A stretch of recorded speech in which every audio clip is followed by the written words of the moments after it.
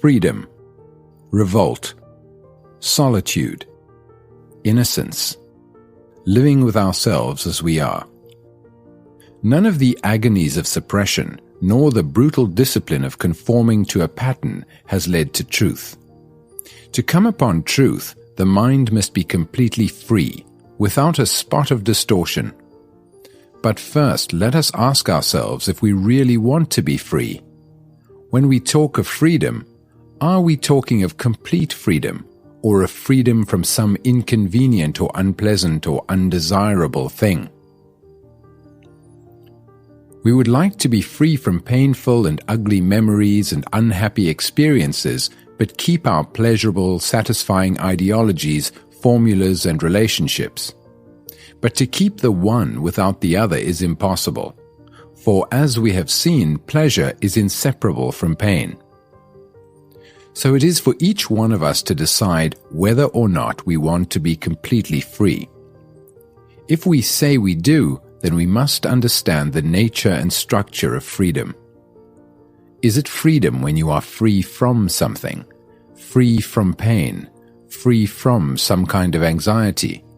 Or is freedom itself something entirely different? You can be free from jealousy, say, but isn't that freedom a reaction and therefore not a freedom at all? You can be free from dogma very easily, by analyzing it, by kicking it out, but the motive for that freedom from dogma has its own reaction, because the desire to be free from a dogma may be that it is no longer fashionable or convenient.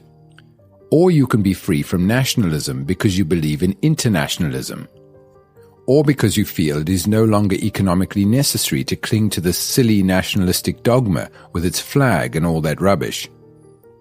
You can easily pull that away, or you may react against some spiritual or political leader who has promised you freedom as a result of discipline or revolt. But has such rationalism, such logical conclusion, anything to do with freedom? If you say you are free from something, it is a reaction which will then become another reaction, which will bring about another conformity, another form of domination. In this way, you can have a chain of reactions and accept each reaction as freedom. But it is not freedom. It is merely a continuity of a modified past which the mind clings to.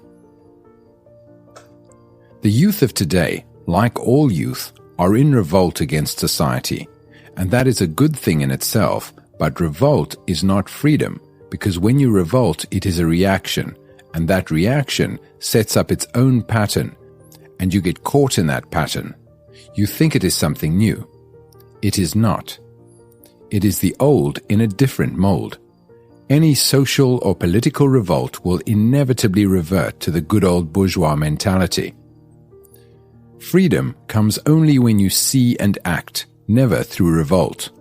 Never through revolt. The seeing is the acting, and such action is as instantaneous as when you see danger.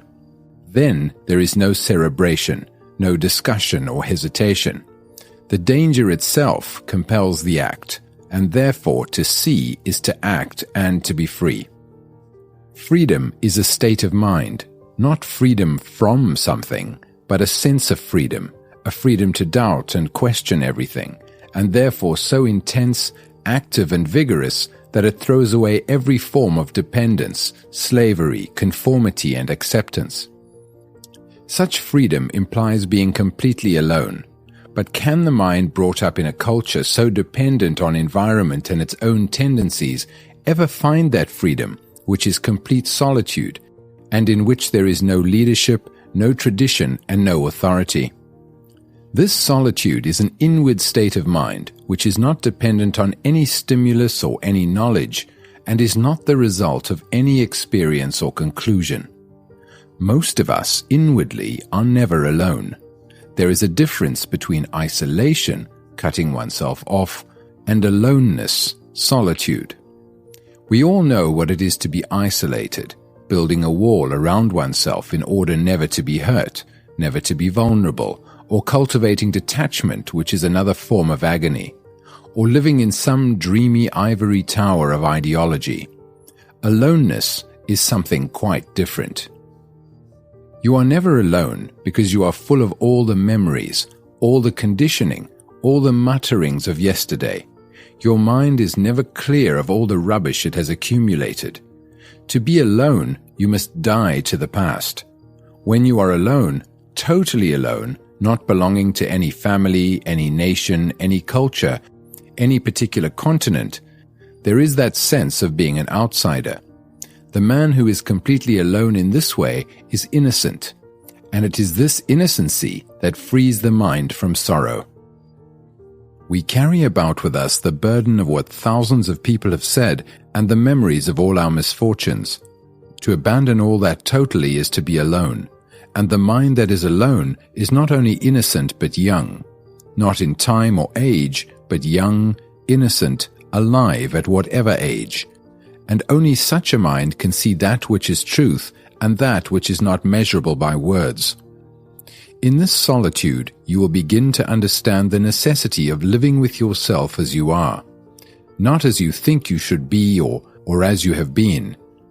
See if you can look at yourself without any tremor, any false modesty, any fear, any justification or condemnation. Just live with yourself as you actually are. It is only when you live with something intimately that you begin to understand it, but the moment you get used to it, get used to your own anxiety or envy or whatever it is, you are no longer living with it. If you live by a river, after a few days you do not hear the sound of the water anymore. Or if you have a picture in the room which you see every day, you lose it after a week. It is the same with the mountains, the valleys, the trees, the same with your family, your husband, your wife. But to live with something like jealousy, envy, or anxiety, you must never get used to it, never accept it. You must care for it as you would care for a newly planted tree, protect it against the sun, against the storm. You must care for it, not condemn it or justify it. Therefore, you begin to love it. When you care for it, you are beginning to love it. It is not that you love being envious or anxious, as so many people do, but rather that you care for watching.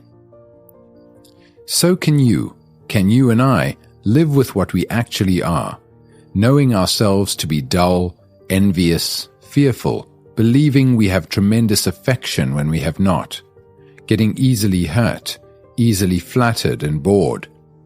Can we live with all that, neither accepting it nor denying it, without becoming morbid, depressed, or elated? Now let us ask ourselves a further question.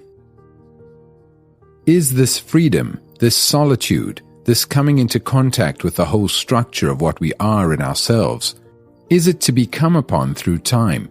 That is freedom to be achieved through a gradual process? Obviously not, because as soon as you introduce time, you are enslaving yourself more and more. You cannot become free gradually. It is not a matter of time. The next question is, can you become conscious of that freedom? If you say, I am free, then you are not free.